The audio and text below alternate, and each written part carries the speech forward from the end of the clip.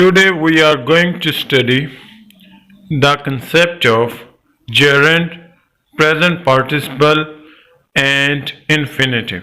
आज हम present participle, gerund और infinitive पढ़ेंगे। अच्छा जी, आज हम लोगों ने क्या पढ़ना है? आज हमने पढ़ना है gerund और infinitive। क्या जी? gerund और infinitive। gerund और infinitive को ये दो ऐसे लफ्ज़ हैं जिनको हम नाउन के तौर पर इस्तेमाल करते हैं। किसके तौर पर?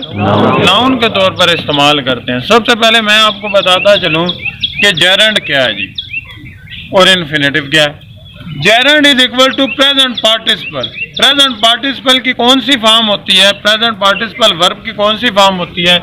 First form plus ING. First form plus ING. इसका मतलब है कि आईएनजी वाला जो लफ्ज होगा, आईएनजी वाला जो लफ्ज होगा वो जेरंड होगा। आईएनजी वाला लफ्ज जेरंड होगा। लेकिन आईएनजी वाला लफ्ज प्रेजेंट पार्टिसिपल भी हो सकता है। आईएनजी वाला वर्ड क्या हो सकता है? Present participle. अब हमने देखना है कि आईएनजी वाला लफ्ज या फर्स्ट फॉर्म प्लस आईएनजी वाला जो लफ्ज है वो कब जेरंड है और कब प्रेजेंट पार्टिसिपल है। ठीक है, जब वो वर्ब के तौर पर इस्तेमाल हो तो वो प्रेजेंट पार्टिसिपल, और अगर वो नाउन के तौर पर इस्तेमाल हो तो वो क्या होगा? जेरंड। वो क्या होगा? सर हमें कैसे पता चलेगा कि जी ये यहाँ पर जेरंड है और यहाँ पर ये प्रेजेंट पार्टिसिपल है? अच्छा, अगर आईएनजी वाले लफ्ज से पहले हेल्पिंग वर्ब हो, अगर आईएनजी वाले लफ्ज से पहले हेल्पिंग वर्ब हो तो वो प्रेजेंट पार्टिसिपल। ये याद रखिएगा। मसलन ही इज गोइंग या he is playing cricket. He is playing. अब प्लेइंग से पहले क्या है? इज क्या है? Helping verb. तो यहाँ पर जो प्लेइंग है वो क्या है जी? Present participle. तो क्या मैंने बताया कि अगर आईएनजी वाले लफ्ज से पहले हेल्पिंग वर्ब हो तो वो फिर जेरंड नहीं होगा, वो क्या होगा? Present participle. मसलन अगर वो एक लफ्ज लिखता है कि he is playing cricket, playing के नीचे अंडरलाइन करता है और नीचे 4 ऑप्शन देता है जिनमें वो कहता है जेरंड है, इन्फिनेटिव है, प्रेजेंट पार्टिसिपल है या पास्ट पार्टिसिपल। तो ही इज प्लेइंग। अब यहाँ पर प्लेइंग क्या है? जेरंड है या प्रेजेंट पार्टिसिपल है? Present participle. बात समझ आ गई? अब हमने देखना है कि जेरंड कहाँ कहाँ पर इस्तेमाल हो सकता है। अच्छा, gerund and infinitive can replace a noun in a sentence. किसी नाउन को यह रिप्लेस कर सकते हैं। जेरंड और इन्फिनेटिव जुमले के अंदर कोई नाउन है तो उसकी जगह पर ये लगाए जा सकते हैं। अब देखें जेरंड कहाँ कहाँ इस्तेमाल होता है। It can be used after certain verbs including enjoy, discuss, dislike, finish, keep, recommend, suggest, fancy and avoid. समझ आ गई? इन वर्ब्स के बाद हम जेरंड का इस्तेमाल कर सकते हैं। एग्जाम्पल देता चलूं कि हमने यहाँ लफ्ज लिखा है enjoy. I enjoy playing. I enjoy playing. अब यहाँ पर प्लेइंग से पहले हेल्पिंग वर्ब है नहीं है ना, तो ये यहाँ पर जेरंड है और ये यहाँ पर नाउन के तौर पर इस्तेमाल हो रहा है। किसके तौर पर? नाउन के तौर पर। तो अब ये इस तरह के जुमले किसी वर्ब के बाद भी आ सकते हैं। सॉरी, इस तरह के लफ्ज जेरंड जो होते हैं नाउन, वो किसी वर्ब के बाद भी आ सकते हैं या जुमले के शुरू में भी आ सकते हैं। शुरू में आए तो वो तो है ही जेरंड। जुमले के शुरू में आए तो वो है ही जेरंड। जुमले के एंड पर आए या दरमियान में आए तो फिर हमने देखना, अगर उससे पहले हेल्पिंग वर्ब है तो प्रेजेंट पार्टिसिपल, और अगर उससे पहले हेल्पिंग वर्ब नहीं है, इनमें से कोई लफ्ज है तो फिर वो जेरंड है। वो क्या है? जेरंड। मसलन he dislike gardening. He dislikes gardening.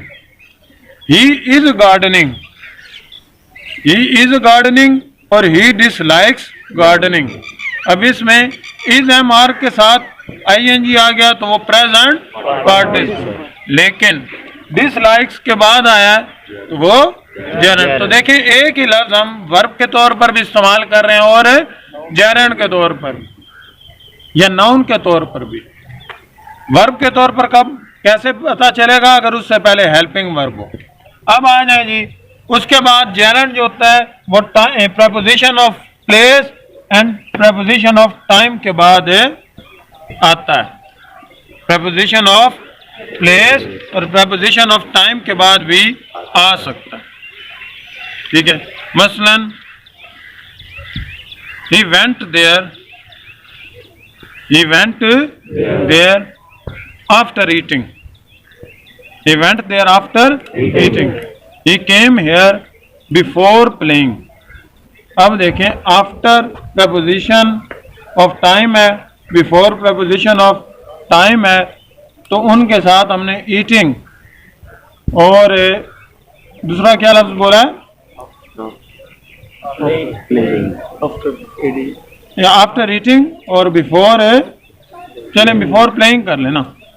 He came here before playing. तो अब हमने देखा कि आफ्टर और बिफोर के बाद भी आईएनजी वाली फॉर्म लगाए तो ये जेरंड है। अगर प्रपोजिशन के बाद भी आ जाए तो वो जेरंड है। उसके बाद टू रिप्लेस द ऑब्जेक्ट और सब्जेक्ट, किसी ऑब्जेक्ट या सब्जेक्ट को, वो मैंने पहले ही बता दिया है, ठीक है, कि सब्जेक्ट या ऑब्जेक्ट को रिप्लेस करने के लिए भी हम ये इस्तेमाल कर सकते हैं। अब मैंने आपको ये difference between gerund and present participle भी बता दिया। एक और एग्जांपल दे रहा हूँ कि I am playing cricket, I am playing cricket, I like playing cricket, I like playing cricket या आई डिसलाइक प्लेइंग क्रिकेट। अब हेल्पिंग वर्ब के बाद है तो ये क्या होगा? Present participle. और अगर डिसलाइक के बाद है तो जेरंड। और अगर ये शुरू में भी आ जाता कि playing cricket is my passion, अब ये शुरू में आ गया क्रिकेट खेलना मेरे। अब यहाँ पर क्रिकेट खेला नहीं जा रहा, यहाँ पर बताया जा रहा है कि क्रिकेट खेलना मेरा पैशन है, लेकिन यहाँ पर क्या हो रहा है? क्रिकेट खेला जा रहा है, वर्ब हो रहा है, तो यहाँ पर ये प्रेजेंट पार्टिसिपल, यहाँ पर ये जेरंड। अब आ जाए वेरी क्विकली इन्फिनेटिव पर। Two plus the base form of verb, verb की पहली फॉर्म और टू, ये इन्फिनेटिव होता है। वर्ब की पहली फॉर्म और टू इन्फिनेटिव। ये कुछ लफ्ज लिखे हुए, it can be used after certain verbs including agree, ask, help, plan, like, would like, promise, hope, want and learn. ये जो वर्ब हैं इनके बाद हम इन्फिनेटिव इस्तेमाल कर सकते हैं। मसलन